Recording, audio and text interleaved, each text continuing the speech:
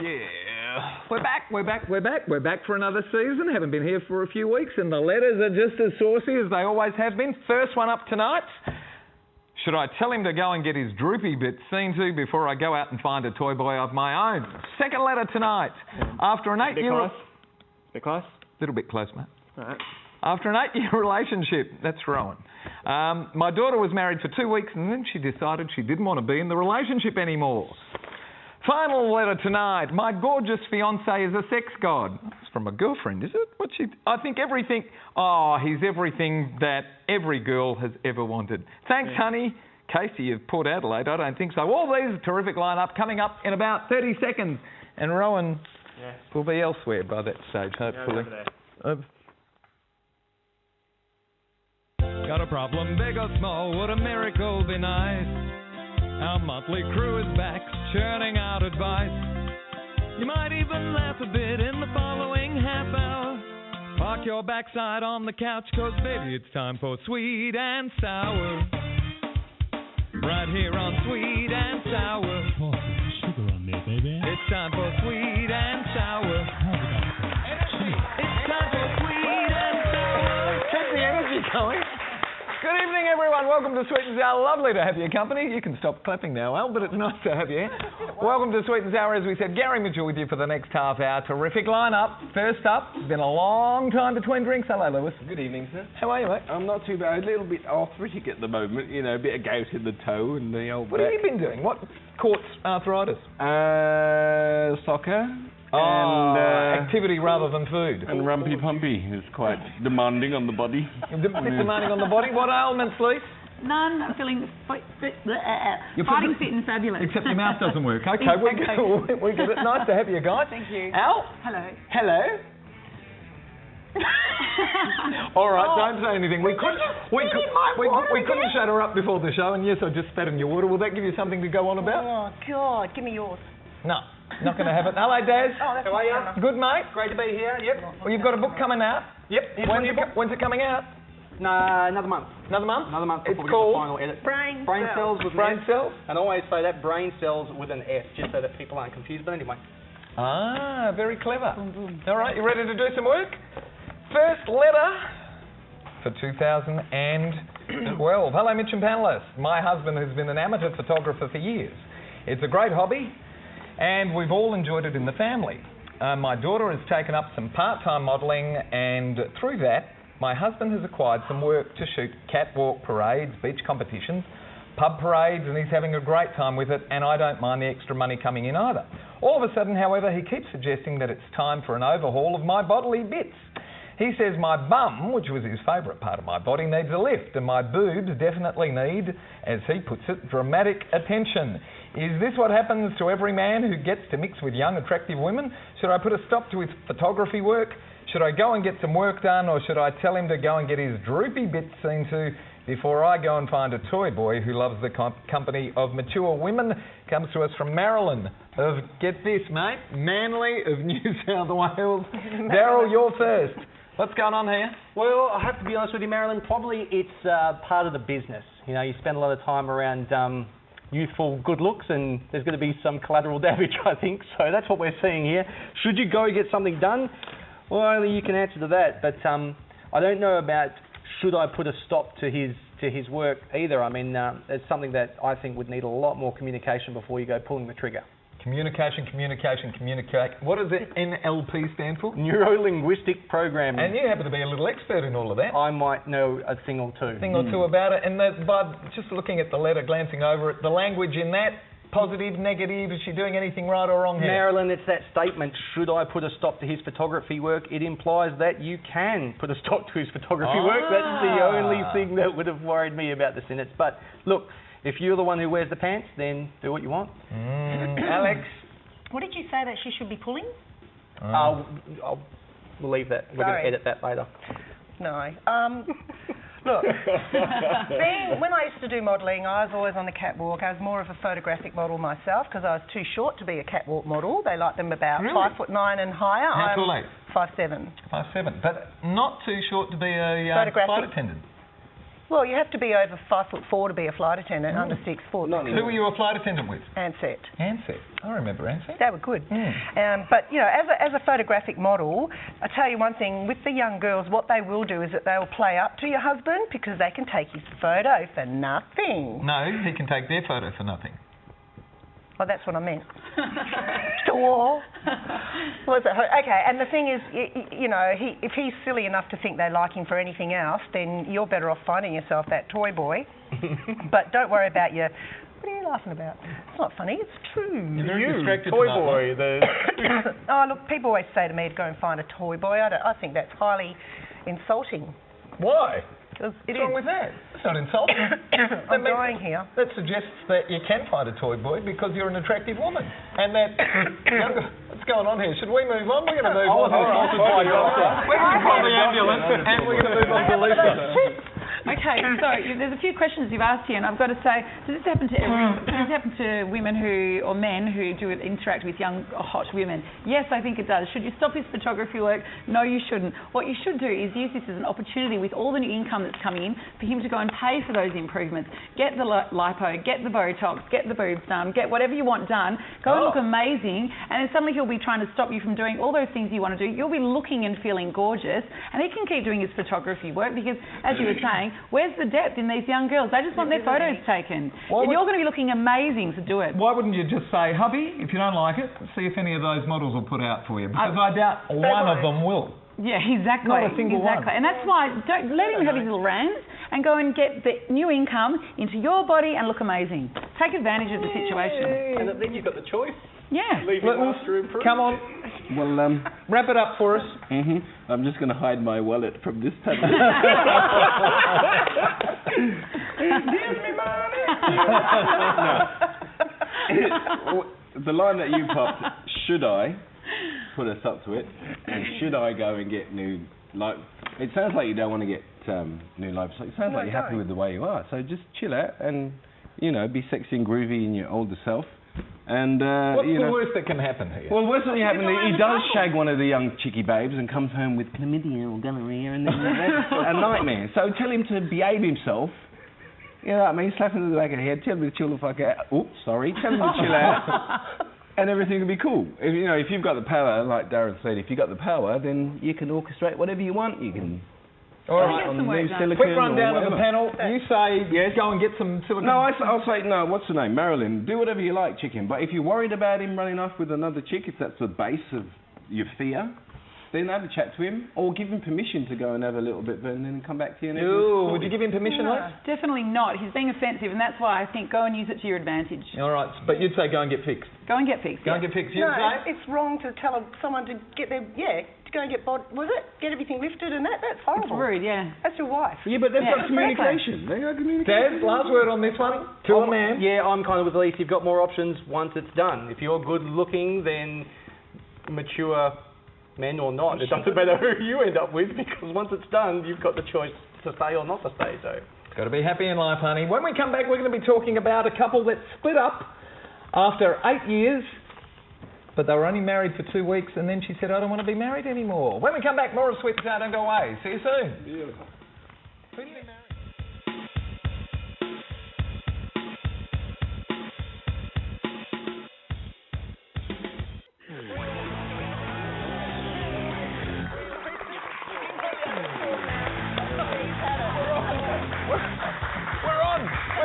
We're close. Welcome back to Sweet and Sour. If you'd like to send us a letter, send it to the address that should be appearing on your screen right now, which is letters@sweetandsour.net.au. And for every letter that does make it to the panel, we're going to send you to the movies. And the movie we're going to send you to is what? Delirious. You can't even read the screen. Delicacy. Delirious. Delirious. Courtesy of the very gorgeous Natalie O'Shea, who's just become a mum, and little Eloise I met today. She was gorgeous. And the film we're sending you to is what? What, guys? Delicacy. She was starring who? Audrey Tautou. She was in? She was in. Emily. There you go. Emily. You know, little postcards from everywhere. Never mind, we're going on with our next letter. Dear Sweet and Sour, my daughter was married for 2 weeks and then she decided she didn't want to be in the relationship anymore, even though they'd been together for 8 years. I just don't understand that at all. I still haven't got over it. It cost her father and I over $40,000, and it was over within 2 weeks. I'm so hurt, I keep telling my husband that we should ask for all the money back, even though it was almost 4 months ago now. They lived together for the 5 years previous to the wedding and moved into a home of their own only 2 months before they married. Everyone brought expensive gifts so they could furnish their new house. I've made a point of demanding that they give back all the presents. It's just totally disrespectful to their guests to keep the gifts. And would they split them up anyway if they did keep them? The whole situation disgusts me totally, especially when they're still living in the same house. Get that? It's just so irresponsible and absurd. How do I convince them to hand all the presents back? Lewis, what's going on in that one? They're in the same house still. I know, but 8 years is a good run, irrespective of when the wedding happened. Do you know what I mean? So 8 years is a good run.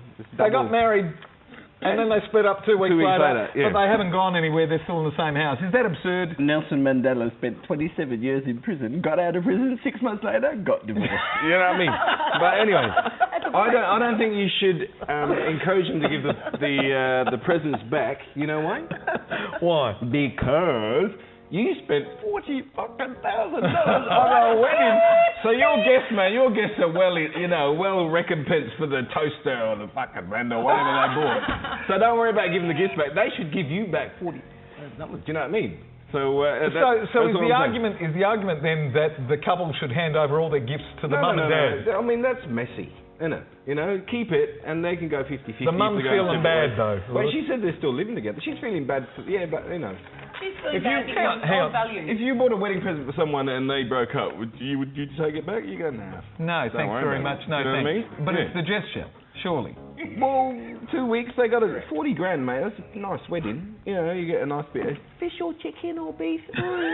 Free piss. That was a night out. I'd pay $200 for a night out. Well, you do nowadays. It's so expensive. Do you know what I mean? Yeah. So the guests are kosher. I reckon that you're just looking for a sorry mum or a I love you mum, it's not working mum.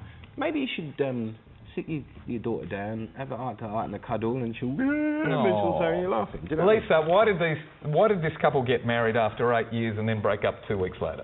What's going on? Because they just hit the 7-year mark and thought, hell, let's just continue on with the Why wedding. did they bother to get married though? Because they would have known that this was happening. It's a fix, that's right. I mean, there's obviously... The fix that didn't happen. It didn't happen. But hang on. But at the They're same time, still they're living together.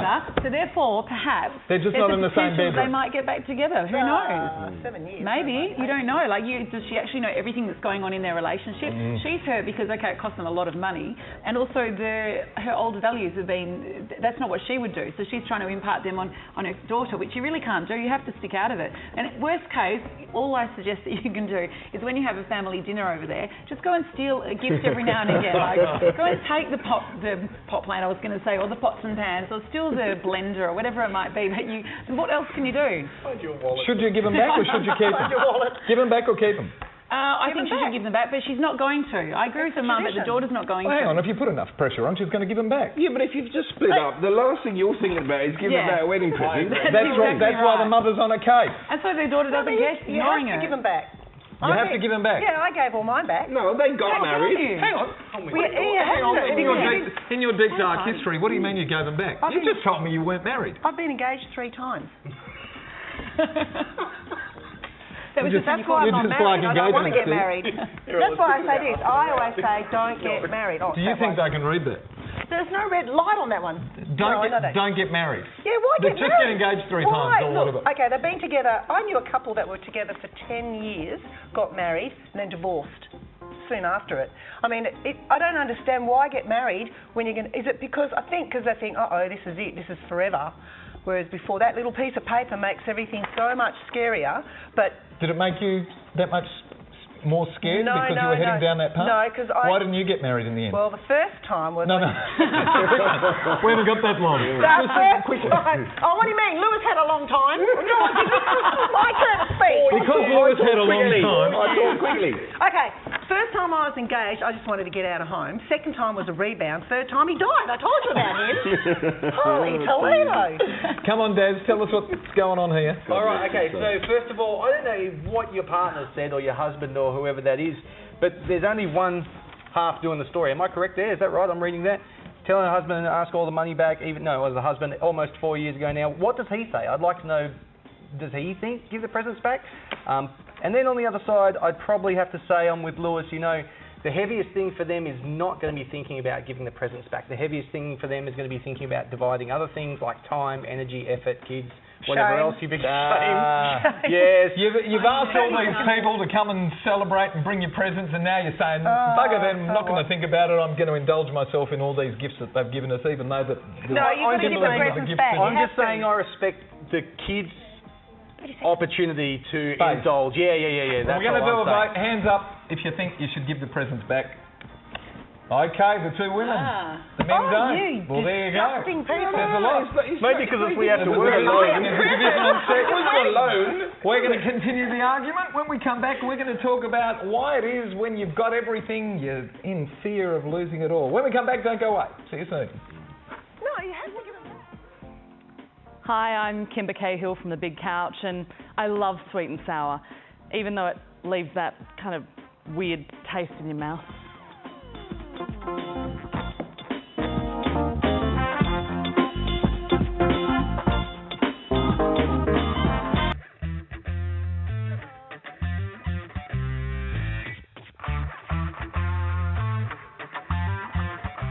A lime and a strawberry, in case you're wondering, and you can log on to our Facebook page now to give us a little comment, and there it is, facebook.com/Daz Tells Me Sweet and Sour.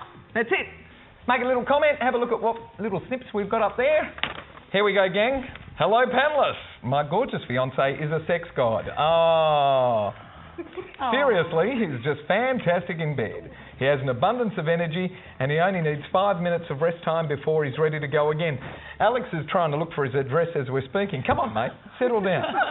And he knows exactly what to do for a woman. My fear is that I just won't keep up with him and he'll need to stray.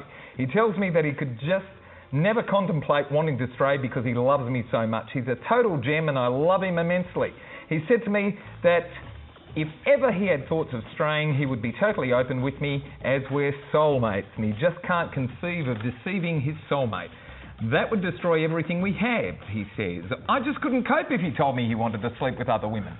I said to him that I'd prefer not to know if he strayed, at which point we had our first ever argument. He yelled that he can't have a relationship that is built on deceit as an acceptable platform. What do I do here? I don't know what to say, don't know what to feel. He's everything I've ever wanted. I think he's everything that every girl has ever wanted. Casey from Port Adelaide of South Australia, and Alex, first up on this one. He's everything that every girl has ever wanted. Can I have his number? Please? Please? I really need to know. No, I tell you what, look, if he's that great, why are you complaining? Because she's anxious and she's scared she's going to lose him. No, but that's the first mistake you make.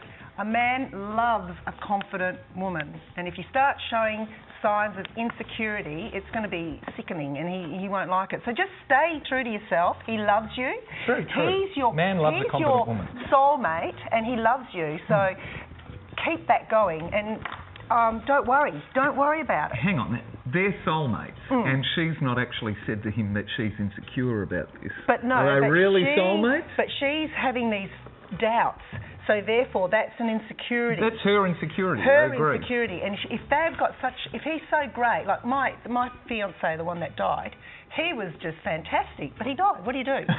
She killed him. Well, nothing after that. But you know, really, just be confident. You've got yourself a great guy, and just enjoy life. Is that a normal insecurity? Yes, it is. Yeah. Women are always confident, especially if their guy's good looking and he's good in bed, and women look at him and then she's like, oh, I get told this often. I get told, Daz, have you got the same problem, mate? Oh, yeah. I can enjoy understand. that problem. I certainly know Lewis does. Thank you. Yes, I need a beard like Lewis. But honestly, look, Casey, don't tempt fate, love. Look, if something's not broken, don't try and fix it. Otherwise, he's already out fucking someone. We've got a lot of beef on this show. There's a small chance.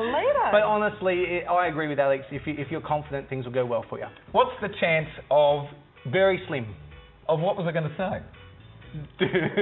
What's the chance of him getting fed up and packing up and disappearing? A good chance. Definitely. If she harbours her insecurity. Getting fed up. If she's allowed to fester this insecurity, like this argument came out, if that festers, definitely. So be careful of that. If it's not broken, it'll put a wedge if in it's it. not broken, so there's not really a chance. Don't fix it. He's not going to get bored with the way it is. He's happy the way it is. She's the one who's sort of allowing this. And he's defending. Does she run the risk of breaking it because she's like this? Yes, you do. Because he's defending the integrity of the relationship, so be careful. All right, resident expert Lewis. Oh, really? Well, No swearing. if we have half an hour, good then luck. I can tell you about. No, check this out. Lucky girl. It's good to find a geezer that knows what he's doing in the bedroom. Do you know what I mean? Because a lot of girls don't. Most of the girls that I've met previously didn't. If you know what I mean. Show him a porn movie.